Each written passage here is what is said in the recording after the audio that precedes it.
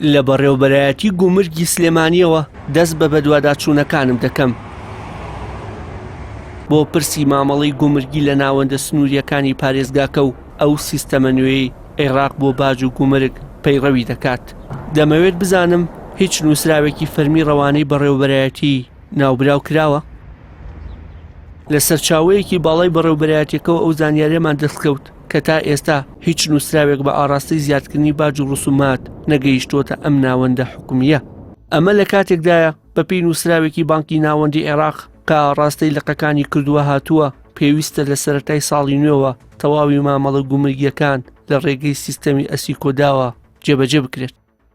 ئەم ڕێنماییە نوێیانەی حکوومەتی عێراق دەتوانین بڵێن کۆمەڵێک ڕێنمایی ئیدارین بۆ ڕێکخستنەوەی داهاتی نانەوتی لە عێراق و زیادکردنی داهاتی عێراق لە بەروی ئێستا عێراق ئیجزیمالی هەیە، بەڵام لە بەرامبەردا بەهۆی گرانکردنی کاڵاکان و زیادکردنی باجەوە هەڵاوسانێکی ئابووری قورسی گەورە دێنێتە گیرفانی هاوڵاتیانی تاک بەتاکی عێراقەوە لە بەروی موچەی هاوڵاتیانی عێراق لە ئاستی ئەو هەڵاوسانەدا نیە، لە ئاستی ئەو گرانبوونی کاڵایانەدا نیە. هەرێمی کوردستان گرفتی لەگەڵ سیستەمەکەدا هەیە و حکومەتی ماوە بە سەرچوو دەڵێ بە ئەلیکترۆنیکردنی مەرزەکان کاتی پێویستە و دەشێوێت سیستەمێکی تایبەت بە خۆی لە بری ئەسیکۆدا پەیڕەو بکات.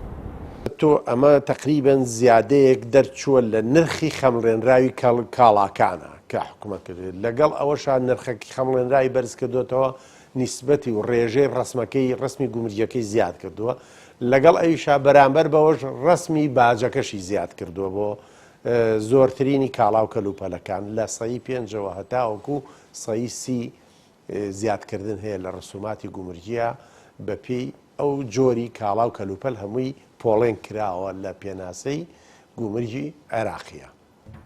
ئەسیکۆدا سیستەمێکی جیهانیە لەلایەن نەتەوەیە گوتوەکانەوە پاڵپشتی کراوە و لە 100 وڵاتی جیاوازی جیهان کاری پێدەکرێت.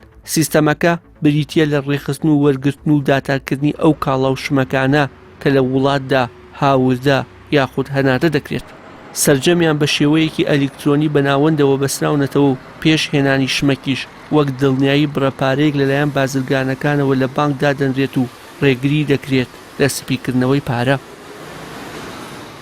بەپێی ئەسیکۆدا مامەڵە بازرگانەکانی هەرێم لەگەڵ وڵاتانی بیانی بە شێوەی نەقدی و حەواڵە دەبێت کاتێک بانکی ناوەندی $100 بە 132,000 دینار بۆ بازرگانەکە نشکێنێتەوە.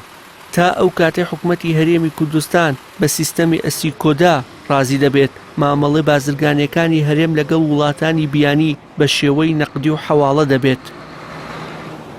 کاتێک بانکی ناوەندی $100 بە 132,000 دینار بۆ بازرگانەکە نشکێنێتەوە، ئەوە بازرگانەکە ناچارە لە بازاڕی ئازاد دۆلارەکە بکرێت و حەواڵی بکات و بەمەش بەهای دۆلار لە بەرامبەر دینا بەرز دەبێتەوە و نرخی شتومەکیش گران دەبێت.